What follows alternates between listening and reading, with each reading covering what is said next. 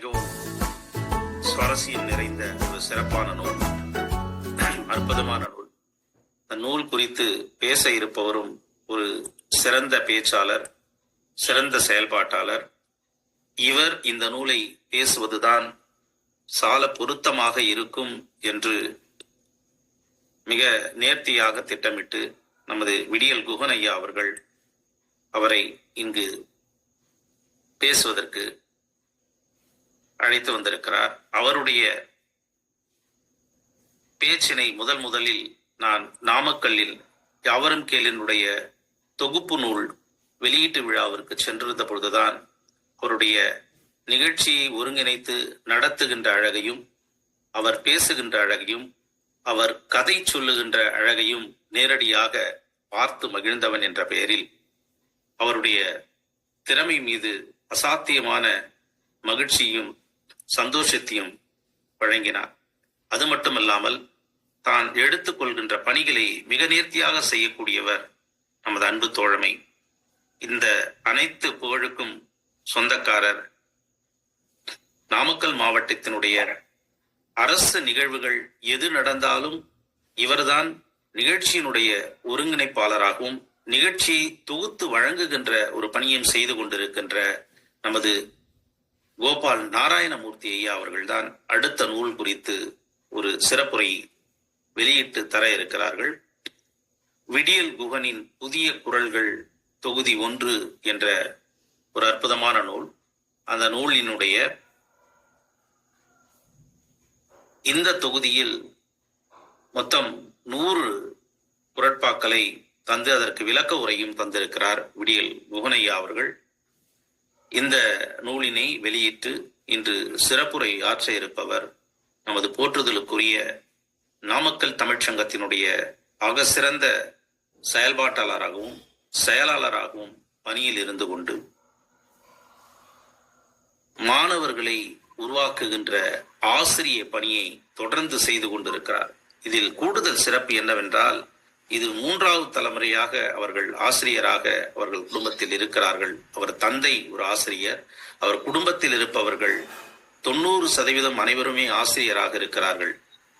அர்ப்பணிக்கப்பட்ட ஒரு செயலை செய்யும் பொழுதுதான் அது ஆத்மார்த்தமாக அதனுடைய செயல்பாடுகள், அதனுடைய விளைவுகள், அது ஏற்படுத்துகின்ற அந்த நல்ல நிகழ்வுகள் எல்லாம் சிறப்பாக வரும். நாம் ஈடுபாடோடு செய்கின்ற எந்த வேலையும் நாம் எதிர்பார்க்கின்ற பலனை விட அதிகமாக தரும். அவரோடு நான் நாமக்கல்லில் உரையாடி கொண்டிருந்த பொழுது இந்த செய்திகளை எல்லாம் என்னோடு பகிர்ந்து கொண்டார். அப்படிப்பட்ட ஒரு அர்ப்பணிப்பு மிக்க ஒரு ஆசிரியர் மாணவர்களுக்கான 100 குரட்பாக்களை எடுத்து பேசுவது என்பது மிக சிறப்பாக இருக்கும். அப்படிப்பட்ட நமது நாராயணமூர்த்தி அவர்கள் விடியல் குகனையா அவர்கள் எழுதியிருக்கின்ற மாணவர்களுக்கான குரல்களை வெளியிட்டு ஒரு சிறப்புரை ஆற்ற இருக்கிறார்கள். அவர்களை நிமிர் இலக்கிய வட்டத்தின் சார்பாகவும் நமது யாவரும் கேளீர் அமைப்பின் சார்பாகவும் வருக வருக என்று வரவேற்று நூலினை வெளியிட்டு சிறப்புரையாற்ற அன்போடு அழைக்கிறேன். வாங்க ஐயா. வணக்கம் ஐயா, அனைவருக்கும் வணக்கம். வாங்க ஐயா, வாங்க ஐயா. கொஞ்சம் வீடியோல வந்துருக்கியா? நல்லது. அனைவருக்கும் வணக்கம். மாணவர்களை செதுக்குகிற சிற்றுளி, இதுதான் நூல் ஆசிரியர் தன்னுடைய உரைக்கு தந்திருக்கிற தலைப்பு. நூலை வாசிக்கிற நான் அதை வழிமொழிகிறேன், அப்படி சொல்லலாம்.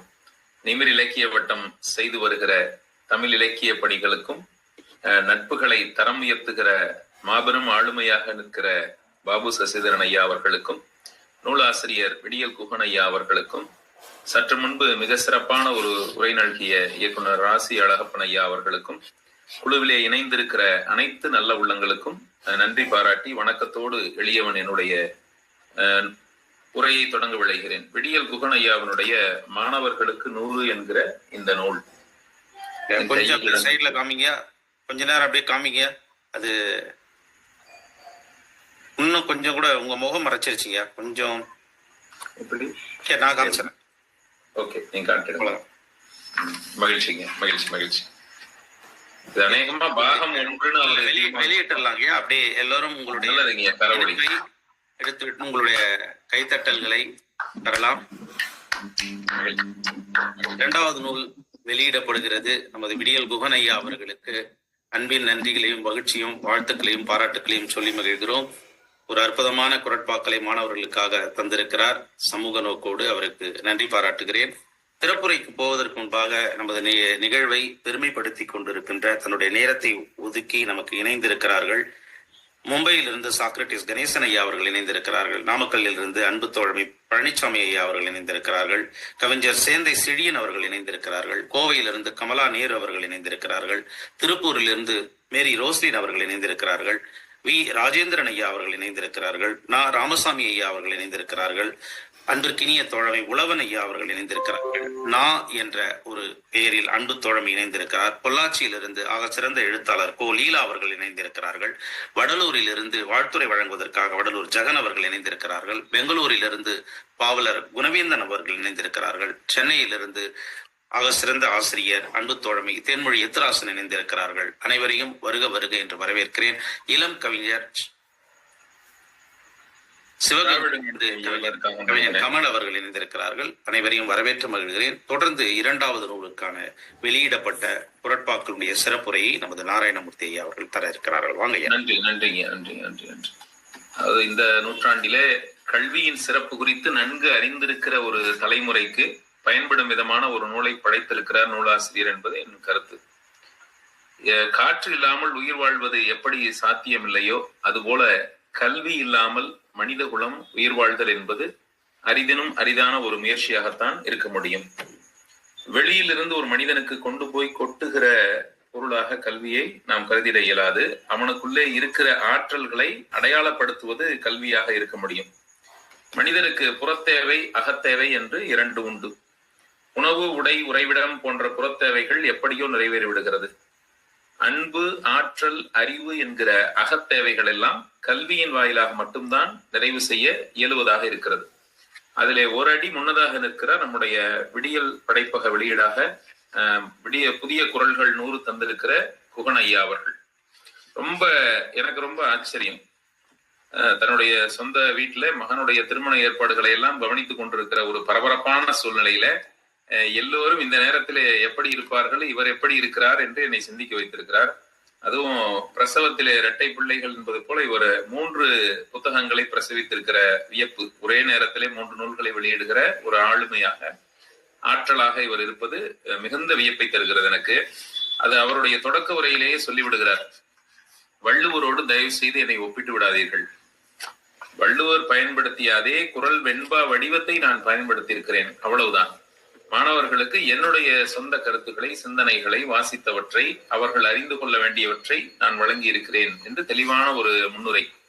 மாணவர்களை செதுக்குகிற சிற்றுளியாக இந்த நூல் உதவும் என்கிற எதிர்பார்ப்போடு வெளியிட்டிருக்கிறார். அநேகமா இந்த நூலுக்கு அவர் பல மறுபதிப்புகளை தர வேண்டி இருக்கலாம். தமிழகம் முழுவதும் இருக்கிற குழந்தைகளிடத்திலே ஆசிரியர்களால் இது கொண்டு சென்று சேர்க்கப்படுவதற்கு ஏதுவான ஒரு நூலாக இருக்கிறது. எனக்கு முன்னால் நூலை ஆய்வு செய்து பேசிய ராசி அழகப்பன் ஐயா அவர்கள் குறிப்பிட்டது போல பொழிப்புரையோ தெளிவுரையோ சொல்ல தேவையில்லாத இயல்பான ஒரு படைப்பு தான் ஒரு சிறந்த படைப்பாக இருக்க முடியும்னு அவர் குறிப்பிட்டார். அது போல ஒரு படைப்பு இது. இப்ப திருக்குறளுக்கு உரை எழுதியோர் 100கணக்கானவர் 1000கணக்கிலே கூட இருக்கலாம் மொழிபெயர்ப்பாளர்களோடு சேர்த்து. ஆனால் இவருடைய 100 குரட்பாக்களுக்கு பொழிப்புரையோ தெளிவுரையோ தேவையில்லை. அவர் அவ்வளவு தெளிவாக அதை எழுதியிருக்கிறார். நான் 10 அதிகாரங்களாக பகுத்திருக்கிறார். ஒரு அதிகாரத்திற்கு 10 குரட்பாக்கள் என்று எடுத்திருக்கிறார். முதலாவதாக மெய் அறிவு என்கிற அதிகாரத்திலே ஒரு குரட்பா. அறிவதெல்லாம் அறிவாயினும் அவற்றை பகுத்தறிவதே மெய் அறிவு. அறிவதெல்லாம் அறிவாயினும் அவற்றை பகுத்தறிவதே மெய் அறிவு என்று எளிமையாக சொல்லி தொடங்குகிறார். உயிர் வாழும் வேறு உலகம் உள்ளதாக காணவில்லை, மண்ணுயிர் வாழ்வு மா பேரு. இப்படி ஒரு குறளை படைத்திருக்கிறார். வேற உலகங்களிலே உயிர் இருப்பதாக நான் கருதவில்லை, இந்த மண்ணுலக வாழ்வுதான் உயிர்களுக்கு மிகப்பெரிய பேராக இருக்கிறது என்பதாக அவருடைய செய்தி. அதையே வலியுறுத்துகிறார். மண்ணுலகே சொர்க்கம், இதில் மானுடமே தர்மம் என்பதை மறவா பற்று. இப்ப இதுக்கு பொருள் இன்னொருவர் சொல்ல வேண்டிய தேவை இல்லை என்பது என்னுடைய கருத்து. அதுல கல்வியின் சிறப்புன்னு ஒரு அதிகாரம். வள்ளுவரே கல்விக்கு அதிகாரம் படைத்தவர் தான். இவர் அதுல 10 குரட்பாக்களை குரல் வழி மிக சிறப்பாக சொல்லுகிற செய்தி என்ன அப்படின்னா, ஒரு செய்தியை தான் நான் சொல்ல விரும்புகிறேன். கல்வியினுடைய நோக்கம் அறிவு, ஒழுக்கம், பொருள் தரும் வேலை என 3. முடிச்சிடுறார் குகன் ஐயா. கல்வியினுடைய நோக்கம் 3: ஒன்று அறிவு, ஒன்று ஒழுக்கம், இன்னொன்று பொருள் தருகிற வேலை. இந்த 3வது நோக்கத்தை மட்டும்தான் இன்றைய உலகம் கைப்பற்றி இருப்பதாக தெரிகிறது. ஐயா, நான் பேசுவது கேக்குதுங்களா? ஏதாவது இடையூறா? இல்லைங்க ஐயா, பேசலாங்க. நல்லதுங்க, நன்றி. நல்லதுங்க. முத்தாய்ப்பாக சொல்லுகிறார், கல்வி வள்ளலாய் எல்லோருக்கும் ஈயலாம், எனினும் யாரும் பறிக்க முடியாது. கல்வி வள்ளலை போல் எல்லோருக்கும் கொடுத்து கொண்டே இருக்கக்கூடியது. ஆனால் யாரும் யாரிடமிருந்தும் பறித்து விட முடியாத ஒரு அறிவு செல்வம் என்று கல்வியை வரையறை தந்திருக்கிறார். அறிவுடைமை என்று ஒரு அதிகாரம். அறிவுடைமையில 10 குறட்பாக்களையும் வாசித்தால் காலத்தின் அருமை போதாது, அவரவர் சுவைக்க வேண்டியது. நான் சில குறட்பாக்களை மட்டும் எடுத்துக் கொள்ளுகிறேன். அறிவதெல்லாம் அறிவாகா, ஓங்கி நெற்றியில் அடித்தார் போல எழுதுறார். அறிவதெல்லாம் அறிவாகா, சிந்தித்து அதன் உண்மை உணர்தல் அறிவு. சிந்தித்து அதன் உண்மை உணர்தல் அறிவு. ஒரு குறளிலே சொல்லுகிறார், வேம்பு கசந்தாலும் நன்மை பல உளது போல் நல்லோர் கூறும் அறிவு. வேம்பு கசந்தாலும் நன்மை பல உள்ளது போல் நல்லோர் கூறும் அறிவு என்று அறிவை வரையறை செய்கிறார். நிறைவாக ஒரு குறட்பாவிலே சொல்லுகிறார், ஈட்டும் பொருளை அடித்து பறிக்கும் உலகினை மாற்றும் அறிவு. ஈட்டும் பொருளை அடித்து பறிக்கும் உலகினை மாற்றும் அறிவு. எல்லோரும் அறிவுடைய ஒரு சமுதாயமாக இருக்க வேண்டும் என்கிற அவருடைய இந்த கம்பராமாயணத்தை சொல்லும் போது உட்டோப்பியா அப்படின்னு ஒரு மேலை நாட்டு தத்துவத்தை ஒப்பிடுவாங்க அறிஞர்கள்லாம். கம்பன் படைத்த சமூகம் கற்பனை சமூகம், அப்படிலாம் ஒரு நாடு இங்க இருந்துடல அப்படின்னு ஆய்வாளர்கள்லாம் வாதிடுவாங்க. அந்த மாதிரியான ஒரு சமூகம் எதிர்கால சமூகமாக இருக்கும் என்பது குகன் ஐயாவினுடைய கருத்து என்று நான் கருதுகிறேன். அந்த சமுதாயத்தை உருவாக்குகிற முனைப்புலதான் இவர் இப்படியான குறட்பாக்களை படைத்திருக்கிறார் என்று நான் கருதுகிறேன். ஒரு திருக்குறளுக்கு பாடம் நடத்தும் போது ஆசிரியராக பல அனுபவங்கள் ஏற்படும். மாணவர்களுக்கு இந்த குறளை எப்படி கடத்துவது, இதனுடைய பொருளை எப்படி சொல்லுவது, எப்படி அவர்கள் மனதில் விதைப்பது, இதுதான் ஒரு ஆசிரியருடைய நோக்கமாக இருக்கும். ஒரு ஆசிரியரினுடைய வகுப்பறை அனுபவத்திலே ஒரு குறட்பா நடத்தப்பட்ட காட்சியை நான் இப்பொழுது உங்களுக்கு முன்வைக்கிறேன். இந்த குறள்களை எப்படி நாம் கொண்டு சேர்க்க வேண்டும் என்கிற தெளிவு கிடைக்கும். அறிவுடைமை ஆன்ற குடிப்பிறத்தல் இவ்விரண்டும் அப்படின்னு பண்புடைமை அதிகாரத்துல வான்புகழ் வள்ளுவன் ஒரு குறள் படைத்திருப்பார். இப்ப செய்யுள் நடத்துவதில் ரொம்ப சுவையானது, மாணவர்களுக்கு சுவைபட சொல்லிடலாம். வானாகி மண்ணாகி ஒளியாகில இருந்து எந்த செய்யுளை நடத்தினாலும் மாணவ பிள்ளைகளுக்கு சுவையாக இருக்கும். கதை கேட்பது அவர்களுக்கு பிடிக்கும். நாம துணைப்பாட பகுதிகளையோ விரிவானமோ நடத்தும் போது ரொம்ப சுவையா இருக்கும். இலக்கணம் நடத்தும் போது கொஞ்சம் கசப்பாக அவங்க உணர்வாங்க. ஆனா ஆசிரியருடைய தனித்திறனால அதை கொண்டு போய் சேர்ப்போம். ஆனால் திருக்குறளை கொண்டு சென்று சேர்ப்பது அவ்வளவு எளிதல்ல. எல்லோரும் சொல்வதை போல மாணவர் பொருளை சொல்லலாம், மாணவர் அதை கேட்கலாம், படிக்கலாம், தேர்வு எழுதலாம், மதிப்பெண் பெறலாம். ஆனால் வாழ்க்கையில் அவர் அதை கடைபிடிக்க வேண்டும் அல்லவா? அதற்காக ஒரு ஆசிரியர் அரும்பாடு பட வேண்டிய சூழல் இருக்கத்தான் செய்கிறது. அந்த ஒரு மிக சிறந்த எழுத்தாளர் அவர் இதை பதிவு செய்திருக்கிறார். ஜெயகாந்தனோடு பழகி பல்லாண்டுகள் எழுதிய ஒரு ஆசிரியர், ஒரு தலைமை ஆசிரியர் அல்லது தொடக்கப்பள்ளி ஆசிரியர்னு வச்சுக்கோங்களேன். அவர் சொல்லி இருக்கிற இந்த செய்தியைத்தான் இந்த நிகழ்விற்கு பொருத்தமான ஒரு கதையாக நான் முன்வைக்கிறேன். ஒரு சின்ன கிராமத்துல ஒரு ஆசிரியர் தன் மனைவியோடு குடிபுகிறார். அவர் நகரத்திலே பிறந்து வளர்ந்தவர். இந்த கதை அநேகமா அரை நூற்றாண்டுக்கு முன்னதாக நிகழ்ந்த உண்மை சம்பவமாக இருக்கலாம். அந்த ஆசிரியருக்கு அந்த கிராமத்துல ஏதோ ஒரு வீடு, ஓட்டு வில்ல வீடு கிடைக்குது. எளிய கிராம மனிதர்களோடு நேசமாக பழகுகிற இயல்பு அவருடையது. ஆனால் அந்த கள்ளம் கபடம் இல்லாத கிராமத்து மக்கள் அதைவிட அதிக அன்பை அவர் மீது பொழிகிற ஒரு சூழல். இன்றைய தொழில்நுட்ப வசதிகள் அதிகமாக வந்திராத காலம் அது. எந்த விதமான ஆண்ட்ராய்டு அலைபேசிகளோ தொலைக்காட்சிகளோ இல்லாத ஒரு கிராம சூழல் 50 ஆண்டுகளுக்கு முன்னாடி. ஒரு நாள் காலையில அவருடைய வீடு திறந்த வெளிதான், பெரிய கதவுகள் பூட்டு அதெல்லாம் ஒன்றும் தேவையில்லாத கிராமம். உங்களுக்கு தெரியும், நல்லாவே தெரியும் அத்தகைய கிராமம் எப்படி இருக்கும் விவசாயத்துல. அந்த ஆசிரியர் பள்ளிக்கு போகும்போது அவர் காலையில புறப்படும் போது கவனிக்கிறார், காய போட்டிருந்த ஒரு 8 முழ வேஷ்டியை காணல. இதுதான் செய்தி. ஆசிரியருடைய வெள்ளை நிலம் நீளம் போட்ட 8 முழ வேஷ்டியை காணல, அவ்வளவுதான். அவரு ரொம்ப வருத்தத்தோட அந்த ஆசிரியர் பள்ளிக்கு போறாரு. எப்படி காணா போயிருக்கோம், காத்தடிச்செல்லாம் போயிருக்க வாய்ப்பு இல்லையே, யார கேட்கறது அப்படிங்கிற யோசனையோட போறாரு. அன்றைய ஆசிரியர்களுடைய ஊதியமும் மிக குறைவாகத்தான் இருந்திருக்கும். ஆனா மதிப்பு நிறைவாக இருந்த ஒரு காலகட்டம். அவர் வகுப்பறைக்கு போகிறார், பிள்ளைகளுக்கு பாடம் நடத்துகிறார். அதே செய்தி அவருக்கு மீண்டும் மனதுக்குள்ள ஒரு ஓரமா இருக்கு. திருக்குறள் நடத்துறார். அன்னைக்கு அவர் நடத்துகிற அதிகாரம் பண்புடைமை அதிகாரம். அன்புடைமை ஆன்ற குடிப்பிறத்தல் இவ்விரண்டும் பண்புடைமை என்னும் வழக்கு. இதை கரும்பலகையில எழுதி போட்டுட்டார். இந்த திருக்குறளை நடத்தும் போது அவருக்கே ஒரு நெருடல், எல்லோருக்கும் படிக்கும் போதே வரும். அன்புடைமை சரி, ஆன்ற குடிப்பிறத்தல்னு வள்ளுவர் ஏன் சொன்னாரு? ஒரு நல்ல குடும்பத்துல பிறக்கிறவன் கைதியா இருக்குது. ஒரு நல்ல தலைமுறையிலே ஒரு குறிப்பிட்ட பெரிய வீட்டுல, பணக்காரர் வீட்டுல பிறப்பது, அங்க பிறக்கிற பிள்ளையின் கையிலா இருக்குது. இது ஏன் ஆன்ற குடிப்பிறத்தல்னு வள்ளுவர் சொன்னார்? அன்புடைமை ஓகே, ஆன்ற குடிப்பிறத்தலும் இருந்தாதான் அவங்க பண்புடையவர்கள்னு எப்படி சொல்வது அப்படின்னு ஒரு மனசுக்குள்ள ஒரு போராட்டம். அன்பு இருந்தா நல்ல குடும்பம், நல்ல பண்பானவர்கள்னு எளிமையா சொல்லிட முடியும். ஆன்ற குடிப்பிறத்தலை எப்படி சொல்றது அப்படிங்கிற யோசனை அவருக்கு இருந்துகிட்டே இருந்தது. அன்னைக்கு அந்த குறளை அவர் நடத்த வேணாம்னு தீர்மானிச்சுட்டு வேற பாடம் நடத்திட்டு வீட்டுக்கு போயிட்டார். அன்னைக்கு மாலை வீட்டுக்கு போனா யாரோ அக்கம் பக்கம் வர்றாங்க, பேசுறாங்க. இந்த வேற வேஷ்டி காணாங்கிற செய்தி பரவலா தெரிஞ்சிருச்சு. அவரு ரொம்ப சின்ன கிராமம் அப்படிங்கிறதுனால எல்லாரும் ஒரு வாரம் யூகிச்சு ஆசிரியர்கிட்ட சொன்னாங்க, இந்த ஊர்ல இந்த இன்னார் மகன் இருக்கிறான், அவன் தான் திருடி இருப்பான் அப்படின்னு ஒரு பேரை சொல்றாங்க. சேச்சா அப்படிலாம் இருக்காது அப்படின்னு அவர் சொல்றாரு. இல்லைங்கய்யா, ஊர்ல நிறைய பொருளை காணாம், அவன் தான், அவங்க தாத்தன் அப்பா காலத்துல இருந்து அதே தான் அவங்க பரம்பரை வேலையா வச்சிருக்கிறாங்க, ஏமாந்தா அவங்க அப்பாவே திருடுவாரு, இவன் தான் திருடி இருக்கிறான் அப்படின்னு முத்திரை குத்தும்படியா ஊர்ல இருக்கிற பொதுவான ஒரு 4-5 பேர் அவர் மேல இருக்க அக்கறையில சொல்றாங்க. சரிங்க, பாத்துக்கிடலாம், அப்படிலாம் இருக்காது அப்படின்னு அவர் ஆசிரியர் உறங்க செல்கிறார். அதை யோசிச்சுக்கிட்டே வர்றாரு. அடுத்த நாள் பாடம் நடத்துறாரு. அவர் வகுப்புல 4ஆம் வகுப்புல ஒரு மாணவன் அமர்ந்திருக்கிறான். அவன் யாருன்னா, முதல் நாள் ஊராரெல்லாம் ஒருவன் திருடன்னு சொன்னாங்க இல்லையா, அவருடைய மகன். அவருடைய மகன் அந்த வகுப்புல அமர்ந்திருக்கிறான். இப்ப அவனை பாக்குறாரு ஆசிரியர். ஆஹா, இப்ப ஆன்ற குடிப்பிறத்தல எப்படி நடத்தணும்னு அவருக்கு ஒரு பொறி தட்டியது, எப்படி சொல்லணும் அப்படின்னு. அவர் பாடம் நடத்துறாரு. அன்புடைமையவன் ஆன்ற குடிப்பிறத்தல் இவ்விரண்டும் பண்புடைமை என்னும் வழக்குன்னு சொல்லிட்டு ஆன்ற குடிப்பிறத்தலுக்கு விளக்கம் சொல்றார். அப்பா திருடனா இருக்கலாம், ஆனா மகன் அப்படி இருக்க வேண்டிய அவசியம் இல்லை.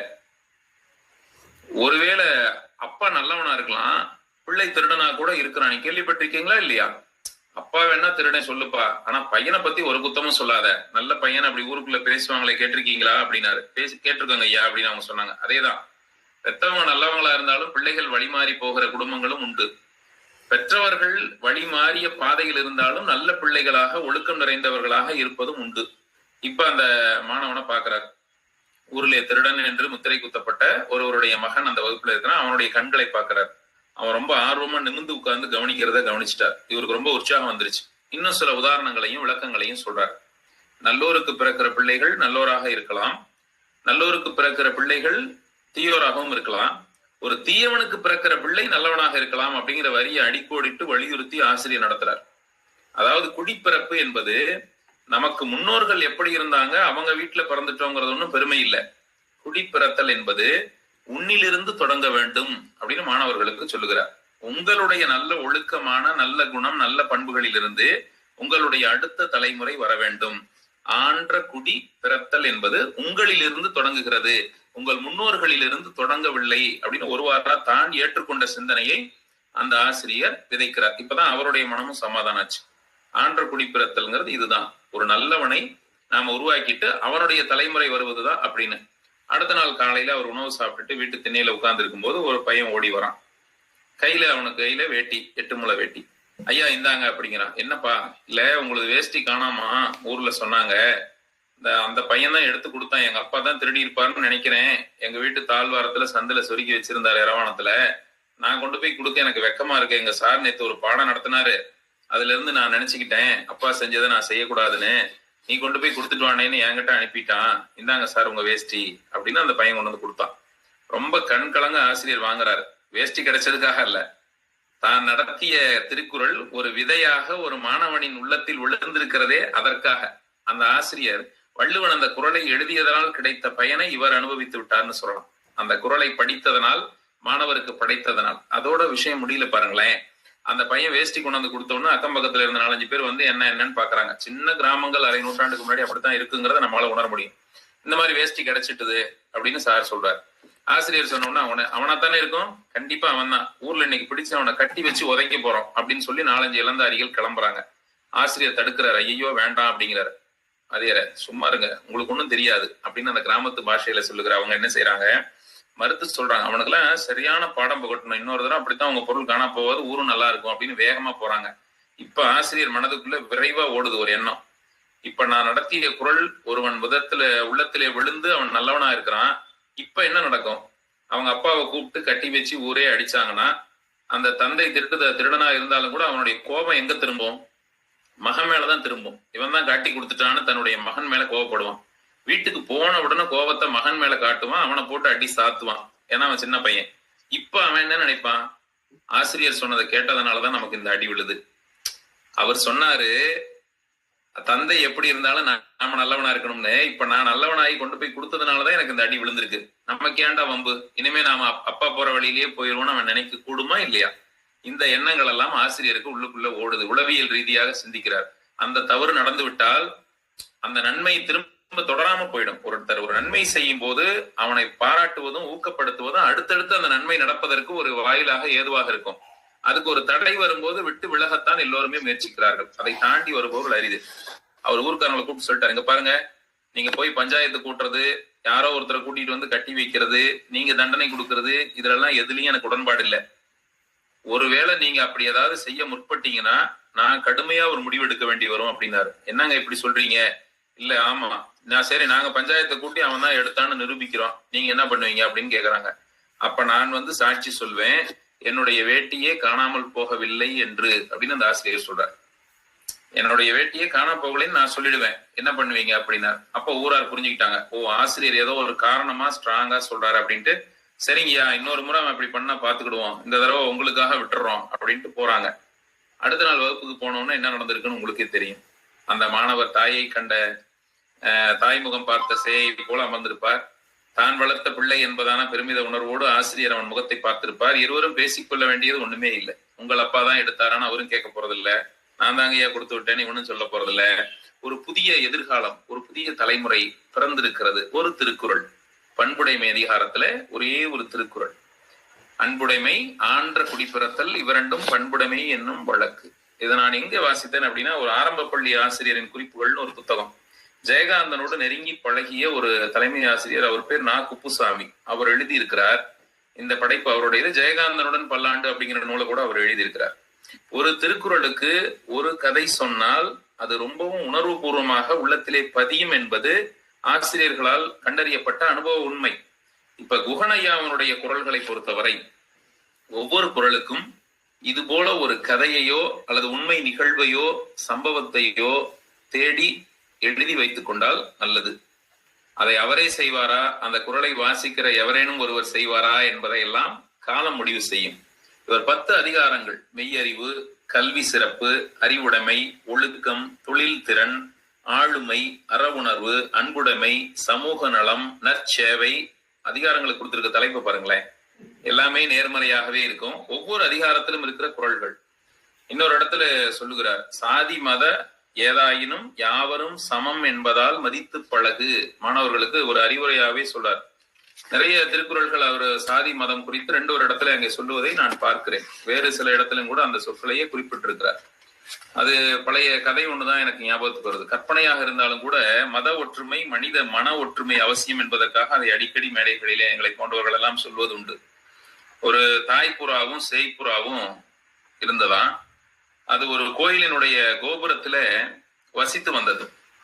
அந்த கோயிலுக்கு புனருத்தாரண பணிகள் செய்யறாங்க. ஏதோ திருக்குடமுழுக்கு வருது, சுத்தம் செய்யறாங்க. அந்த தாய்ப்புறா சேய்ப்புறாவை அழைத்து கொண்டு வேற ஒரு வீட்டை தேடி போகணும். ரொம்ப நாளா அந்த அடுக்கு மாடி உயரமான மாடங்களிலே குடியிருந்த அந்த புறா இந்த கோயிலுக்கு வேலை செய்யறாங்க. வா நம்ம வேற இடம் தேடுவோம்னு அந்த சேய்ப்புறாவை அழைத்து கொண்டு அருகிலே இருக்கிற ஒரு இந்து கோயிலிலே குடியிருந்த அந்த புறாக்கள், அந்த சேய்ப்புறா கேட்குது, இங்க வர்றவங்க எல்லாம் தினம் வழிபடுறதை பார்க்கும், இவங்க எல்லாம் பேர் என்னமான்னு கேட்டா இவங்க எல்லாம் இந்துக்கள் அப்படின்னு அந்த தாய்ப்புறா சொல்லி இருக்கும்.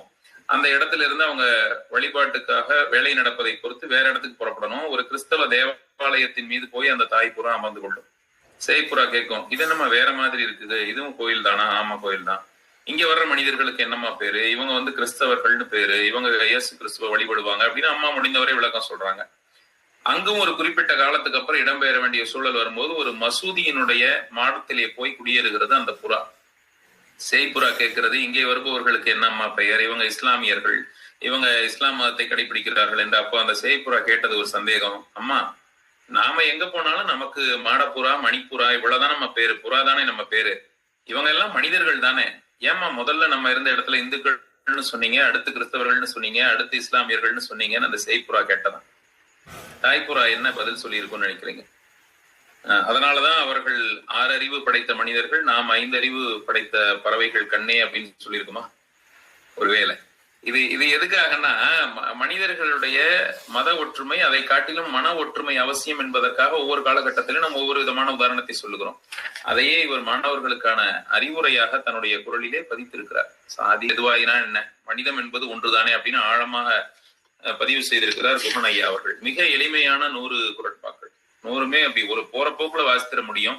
ஒரு முறை வாசித்தாலே இதயத்துல நிறுத்தி விடவும் முடியும். திரும்ப அதை சிந்தித்து கடைபிடிக்கத்தான் அதிக பிரயத்தனம் மேற்கொள்ள வேண்டியிருக்கும், அதிக முயற்சி தேவையா இருக்கும்.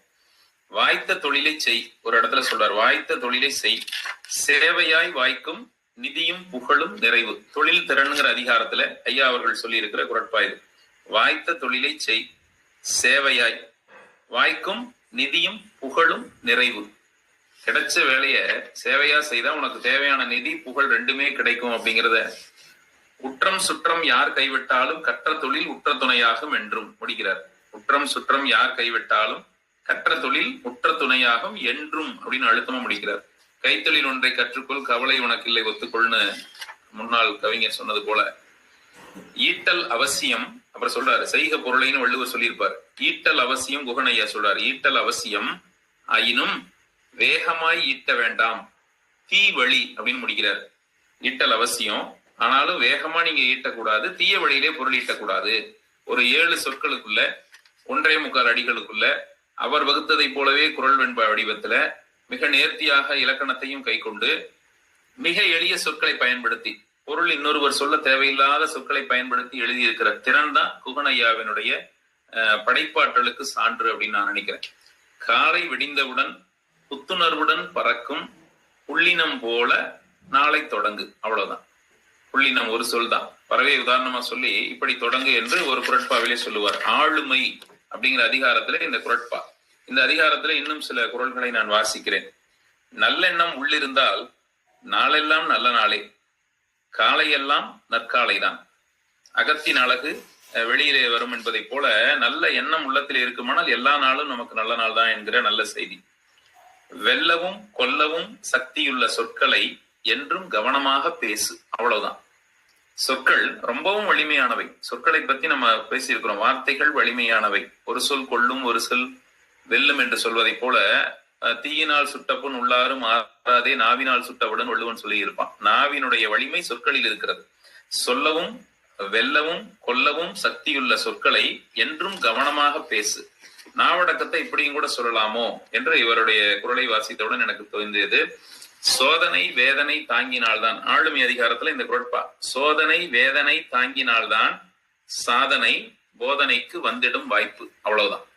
நீங்கள் சாதிப்பதற்கோ திரும்ப பிறருக்கு போதிப்பதற்கோ உங்களுக்கான வாய்ப்பு நீங்கள் சோதனையையும் வேதனையையும் ஏற்றுக்கொண்டால்தான் உங்களுக்கு கிடைக்கும் அப்படிங்கிற மிகப்பெரிய வாழ்வியல் செய்திய நிறைவா மாணவ பிள்ளைகளுக்கு சொல்லி முடிக்கிறார். தன்னைத்தான் ஆள முடிந்தவருக்கு மண்ணை ஆளுதல் மாமலை அன்று, அவ்வளவுதான். தன்னைத்தான் ஆள முடிந்தவருக்கு மண்ணை ஆளுதல் மாமலை அன்று. அது ஒரு பெரிய விஷயம் இல்ல. தன்னை அடக்க கற்றவன் உலகத்தையே தன் கைப்பிடிக்குள் கொண்டு வந்து விட முடியும் அப்படிங்கிற செய்தி தான். ஒரு மிகப்பெரிய அறக்கோட்பாடை எல்லாம் சொல்லி வருகிற இவர் அற உணர்வுன்னு ஒரு அதிகாரம் படைத்திருக்கிறார். அதுல சொல்றாரு, தரிகட்டோடும் மானிடர் தானே நெறிப்படுத்திக் கொள்வது நன்று. இதை எனக்கு பழைய திரைப்பட பாடல் ஞாபகம். திருடனாய் பார்த்து திருண்டாவிட்டால் திருட்டை ஒழிக்க முடியாதுன்னு சொல்ற மாதிரி தரிகட்டு ஓடும் மானிடர் தானே நெறிப்படுத்திக் கொள்வது நன்று. ஆனால் எப்படி நெறிப்படுத்திக் கொள்வார்கள்னு எனக்கு தெரியல. ஆனா அந்த எதிர்பார்ப்பு ரொம்ப சிறப்பு. அவங்களே திருந்திட்டா பரவாயில்லையே. எந்திர தந்திரத்தால் ஏய்ப்பாரை நீண்ட காலம் விட்டு வைக்காது அறம். எந்திர தந்திரத்தால் ஏற்பாரை நீண்ட காலம் விட்டு வைக்காது அறம்.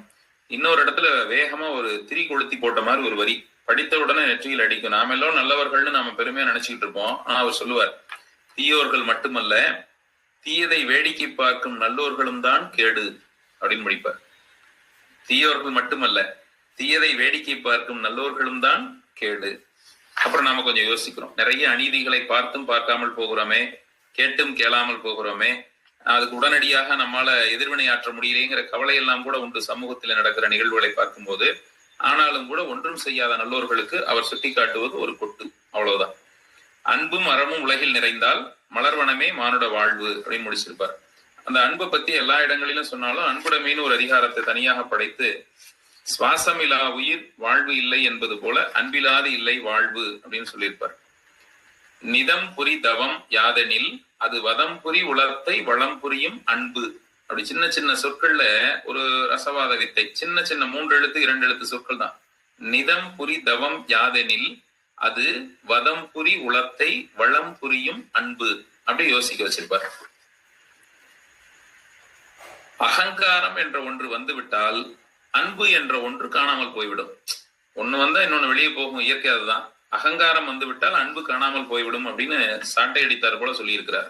சமூக நலம்னு ஒரு அதிகாரம். அவர் நீதிபதி அல்லவா. லஞ்ச ஊழலை களைந்து விட்டாலே மக்களின் பாதி துயர் தீர்ந்துவிடும், அவ்வளவுதான். இதை அனைத்து அலுவலகங்களிலும் பலகையா செய்து வைத்தோம் என்றால் ஏதாவது பலன் விளையுமா என்று பார்க்கலாம். எனக்கு நாமக்கல் மாவட்ட ஆட்சியரா 20 ஆண்டுகளுக்கு முன்னாடி இருந்த சகாயம் ஐயா எழுதி வச்சிருப்பார். அவருடைய இருக்கைக்கு முன்பும் பின்பும் லஞ்சம் தவிர்த்து நஞ்சம் நிமிர்த்து அப்படிம்பார். அந்த மாதிரி இனிமே இந்த வள்ளுவர் குறளை அங்காங்க எழுதி வைப்பது போல இந்த வரிகளை எழுத வேண்டி இருக்கலாம். லஞ்ச ஊழலை களைந்து விட்டாலே மக்களின் பாதி துயர் தீர்ந்து விடும். என்ன துணிச்சல் இவருக்கு அப்படின்னு நான் யோசித்துக்கிட்டே படிச்சேன். அதை போதை அழிவுக்கு பாதை. ஒரு மக்கள் அரசுனா எப்படி இருக்கணும்? உணவு, கல்வி, வேலை, இந்த 3 மருந்தையும் உறுதி செய்தால் தான் அதுவே மக்கள் அரசு அப்படின்னு சொல்லியிருப்பார். முன்பின் அருகில் தீமையை கேட்க தவறினால் யார் வருவார் நமக்கு அப்படின்னு ஒரு கேள்விக்குறி வச்சிருப்பாரு. சுத்தி நடக்கிற எந்த தப்பையும் நீங்க கேட்கல, உங்களுக்கு நடக்கும் போது யார் வருவாங்க அப்படின்னு கேட்டிருப்பாரு. போட்டி, பொருள், வேட்டை இதையெல்லாம் போகாமல் வாட்டுகிற ஏற்றத்தாழ்வு எப்படி மாறும்ங்கிற ஒரு வினா. கடைசியா ஒண்ணு முடித்திருப்பாரு. எனக்கு ரொம்ப ரொம்ப சிறப்பா அந்த குரல்பட்டது. வேண்டியன யாவும் உள, வேண்டியன யாவும் உள பூமி, மகிழ்வின் பொறுப்பு மனிதனே தான் முடிச்சிருப்பாரு. எல்லாம் இந்த பூமியில என்ன வளம் இல்லை இந்த திருநாட்டில்னு கேட்கிற மாதிரி பூமியில எல்லாம் இருக்கு. ஆனா மகிழ்ச்சியாக இருப்பது மனிதனின் பொறுப்பு தான், அது மற்றவர்கள் கைகளிலே இல்லை அப்படின்னு நற்சேவைன்னு ஒரு அதிகாரத்தை படைத்திருக்கிறார். பாடம் படிப்பதோடு மக்கள் வாழ்வை, சமூக சூழலை சேரப்படி அப்படின்னு அறிவுரை சொல்லிட்டு வறியவர்களுக்கு ஈதலும் தன்னழுக்கத்தோடு பிறருக்கு கொடுப்பவர்களும் தெய்வம் போன்றவர்கள் அப்படிங்கிற ஒரு செய்தியும். நிறைவான 100வது குறள் அநேகமா பிறருக்கு நன்மை தரும் பணிகள் நாளும் இருக்கும்படி வாழ்தலே நல்வாழ்வு. ஒவ்வொரு நாளும் ஏதாவது ஒரு செயல் அடுத்தவருக்கு நன்மை பயக்கும் அப்படின்னு நம்ம முடிவு பண்ணிட்டோம்னா அதுதான் நம்ம வாழ்கிற நல்வாழ்க்கை. உண்மையில இந்த நூலுக்கு ஏற்கனவே வாசித்து கருத்துக்களை பதிவு செய்திருப்பவர்கள் ரொம்ப சிறப்பா பதிவு பண்ணியிருக்காங்க. ஆசிரியர் சரவணன் ஆகட்டும், திருமதி விமலாதேவி சக்தி கவிஞர், அண்ணாதுரை அவர்கள், கவிப்புயல் கோமதி வெள்ளச்சேரி சென்னை, திராவிடமணி அவர்கள், தமிழறிஞர் இள ரவி அவர்கள், எழுத்தாளர் ஜெயா வேதாசலம் அம்மா அவர்கள், கவிஞர் தனலட்சுமி ஆறுமுகம் அவர்கள், பாபு சசிதரன் ஐயா அவர்கள் ரொம்ப சிறப்பாக சொல்லியிருப்பார். மாணாக்கர்களுக்கு விடியல் தந்த குரல் படையல் வெற்றி பெற வாழ்த்துகள் அப்படின்னு வாழ்த்தி இருக்கிறார். அதையே சொல்லி அடியேனும் நிறைவு செய்கிறேன்.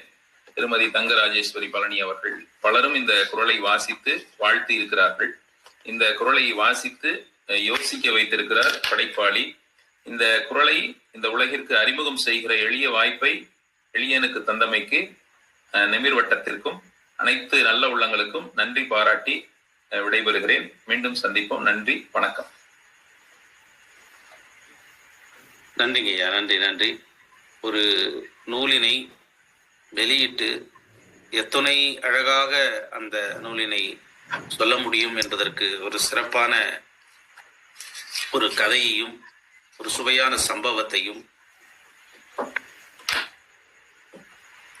அதாவது தமிழ்நாடு மட்டுமல்லாமல் இந்தியா முழுவதும் இவருடைய கதைகள் எடுத்துக்காட்டாக இருக்கும். அப்படிப்பட்ட ஜாம்பவனாக இருந்த ஜெயகாந்தன் அவர்களுடைய நெருங்கி பழகிய ஒரு அன்பாளருடைய சிறப்பான ஒரு கதையை இங்கே சொல்லி அதன் மூலமாக அந்த பண்புடைமையில் இருக்கின்ற ஒரு குரலை அழகாக நமக்கு எடுத்து சொல்லி அதற்கு சற்றும் குறைவில்லாமல் விடியல் குகனையா அவர்களுடைய குரல் இருக்கிறது என்று அவர் கொடுத்திருக்கின்ற 10 தலைப்புகளில் கொடுத்திருக்கின்ற குரட்பாக்களை எல்லாம் மிக அழகாக தெளிவாக இன்று நமக்கு எடுத்து சொல்லி நூலையும் வெளியிட்டு சுவைவிட பேசி அமர்ந்திருக்கின்ற, அதுவும் குறித்த நேரத்தில் பேசி அமர்ந்திருக்கின்ற என் பேரன்பு தோழமை நாராயணமூர்த்தி அவர்களுக்கு அன்பில் வாழ்த்துக்களையும் பாராட்டுக்களையும் மகிழ்ச்சியும் சொல்லி மகிழ்கிறேன்.